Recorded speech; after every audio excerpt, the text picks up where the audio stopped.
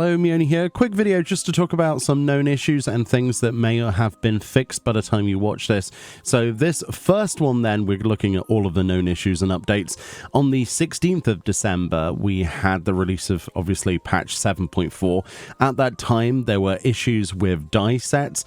It says the color set for die 1 and die 2 on the following equipment items are displayed in reverse to their intended appearance. This applied to the housemaid's wrist dresses, and the loyal housemaid's wrist dresses. So if you were aware of that, of course, that is something that's been changed as of the 19th of December. They fixed that. They say, we have confirmed that an error occurred during the die settings for other equipment of the same type.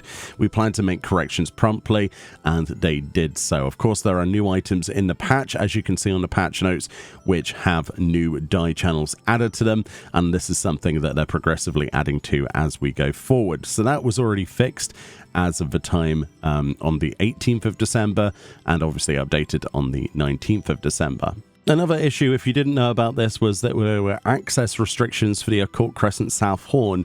They said there was a confirmed critical bug in the Occult Crescent South Horn that allowed players to repeatedly obtain items from treasure coffers on the field.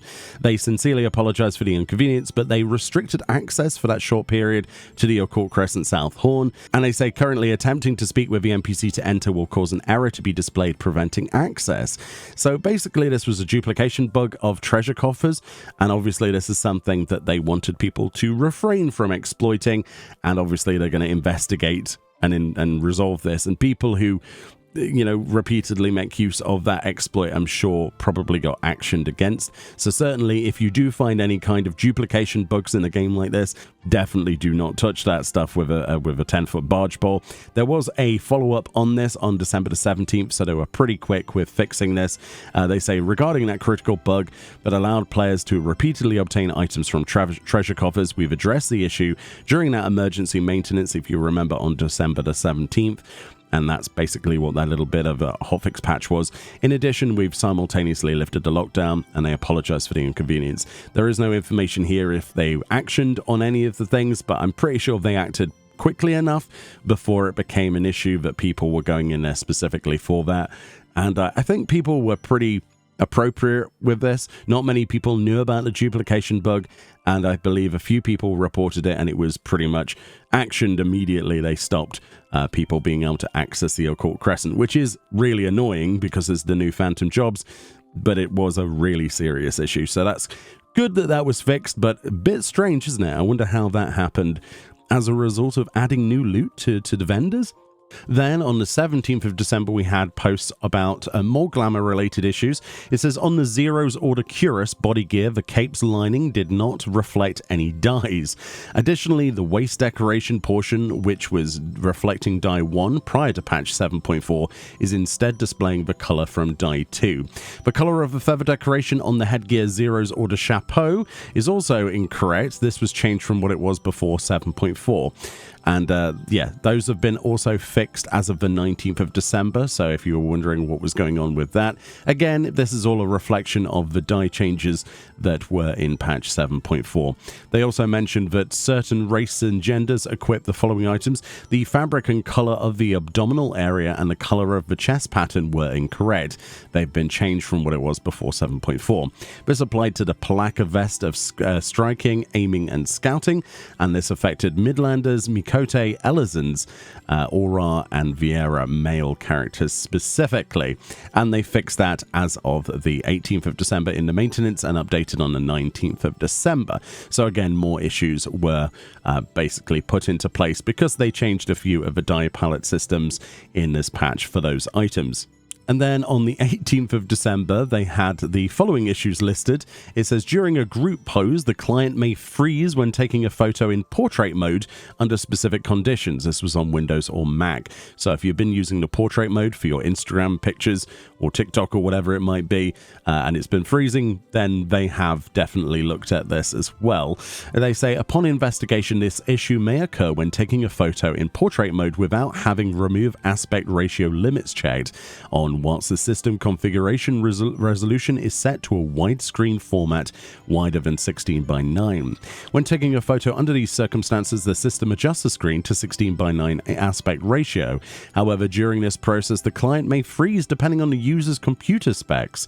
If you are playing the game under certain conditions, having remove aspect ratio limits checked on will allow you to record in vertical mode without the client freezing.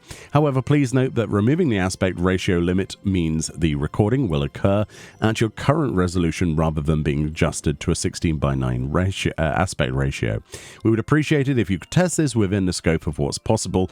We sincerely apologize for the inconvenience this may have caused, and thank you for your patience until this issue is resolved. This is something that is still ongoing as of today, the 22nd of December. So, of course, this has not been fixed yet. So if you're having issues with that, make sure you check that box, because at the moment there is obviously a little bit of a bug there that's affecting certain people. And now then we move on to today's notice, posted today the 22nd of December, which is a little bit more interesting. They say, we have identified the issue listed below. The issue is being investigated and addressed, and additional information will follow as the situation develops. So this issue, when attempting to save adventurer plate portraits, an error message stating that the requirements have not been met is displayed, preventing the portrait from being saved. This happens under the following conditions. So this is an important one. So a Scholar's Arms Glamour is applied to an Arcanist Grimoire while playing as a Summoner Arcanist. So this is something we recently found as well. We weren't sure if this was a bug where you could apply Summoner books, essentially the appearance of, onto Scholar books and vice versa. They say an Arcanist Grimoire Glamour is applied to a Scholar Arms while playing as a Scholar, and a Glamour is applied for job exclusive equipment that cannot be equipped by the character's current class. So the fix here, the issue is that the Adventurer plate portrait is not updating properly, and an error message is being displayed, forcing it to not be able to be saved. However, this issue does not affect instant portraits, and this issue was caused by an oversight in the processing of Adventurer plates during the system changes to Glamours introduced in patch 7.4. We plan to address these issues in an upcoming hotfix, and we kindly ask for your patience until the fixes are implemented. However, the ability to apply these Glamours is as intended and will remain possible. We sincerely apologize for any inconvenience caused. So it is actually an intended feature as part of patch 7.4 that you can apply Scholar to Arcanist, to Summoner books, and Summoner books to Arcanist books, to Scholar books rather. So that actually is intended, although there was no mention of this anywhere, and this kind of felt like it was a bit of a bug, quite honestly. We did a video on this recently talking about it. That apparently is intended, which is kind of awesome, honestly. So if you're worried about this getting fixed, it won't get fixed. You will still be able to Glamour, cross Summoner, and Scholar as much as you want to your heart's content. They now share books in terms of Glamour, it is confirmed. However, there is a current issue if you try to display a portrait with that updated Glamour of using a Scholar's book on your Summoner, where it won't save. So this is something they're going to have to address in a hotfix, and there has been quite a few little things to address. 7.4 kind of broke a few things in terms of Glamour. It seems to be mostly focused on the Glamour side of things. Adventurer plates, Glamour, die channels, that kind of thing. And it looks like they're kind of, opening things up going, we didn't really intend this to happen. This was an unforeseen circumstance as a result of us changing things. But it is good to know then that they are hot on the topic and that we've got confirmation that the book Glamour system is intended, which is really interesting because it makes you think, what else could be intended in the future? Could they allow for cross-job weapon Glamours at some point? I know there are a few restrictions preventing that, but people are going to ask for it as soon as they see a Summoner with a Scholar book and vice versa. It's like, is it really fair? Anyway, let me know what you think about these hotfixes, but just as a confirmation that yes, it's okay, you are allowed to go and use your Summoner books on a Scholar and vice versa. It isn't going to get retroactively removed. However, applying a portrait, an Adventurer plate system probably isn't going to work for you and is going to cause a few issues. So until they address that in another hotfix, that's the way it is. But for the most part, 7.4 pretty much launched without too many hitches. a few graphical glitches, stuff with die channels as a result of changing the Glamour system, but I think overall quite a positive launch of a patch, and considering how much stuff back-end must have changed to make this possible, this is absolutely nothing in comparison. The biggest issue, of course, currently is the server disconnects on North American servers, which, I mean, supposedly are DDoSers. I don't know what kind of DDoS protection could be put in place for that, but aside from that, the patch itself should be somewhat stable. Anyway, much love, more videos on the way. We'll have lots of videos from 7.4 continuation this week. If you're not around, have a fantastic happy holidays and Christmas if you celebrate it, and I'll see you all next time. Bye-bye.